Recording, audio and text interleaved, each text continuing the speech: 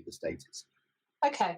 And I've got a question from Jennifer, actually. It's that she's asked, if a client wants to engage a contractor for a fixed number of days for a specific project, is she right in thinking that this still lies outside IR35?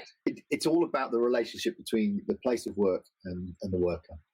So, I mean, the length of the contract and fixed things are important, and you can take those into account. But really, it's about the relationship. So when you are on site or when you're doing the job for that company, is there someone senior there directing you? Is someone who says, okay, come sit down here, this is what I need you to do for me, here's the task for you to do, let me know when you finish and I'll give you something else. Right, they're your employee.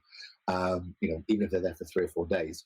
Now, let me give an example. An example, we're really good at copywriters.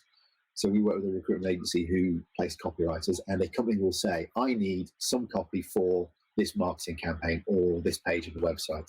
And I am prepared to pay £1,000 for this copy.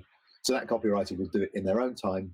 They'll do it at home using their own computer, and then they'll email it from, Brian at Brian's Copywriting Limited to the company and send them an invoice for £1,000. Now that's someone who is absolutely outside IR35. They've done everything autonomously. They've done it in their own time. They've used all their own equipment, and they've priced it for the job. So that is someone outside of IR35. That's one of my go-to examples of somebody who is fine.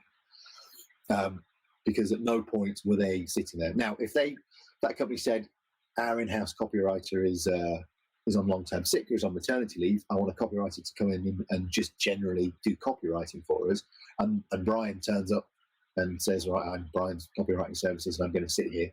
As they send him jobs to do throughout the days and the weeks and send things over his desk and he does them as he come in, his status is now one of an employee because he's working for them as they tell him what to do. And so it's really fine lines, and someone could even argue both of those points as well. But it's really fine differences in terms of how your status is and the role that you're doing and about the relationship you have with them. Like, I think you'll know on site whether you have a boss and you're an employee, or whether you're entirely in business for yourself and you're acting in an autonomous way.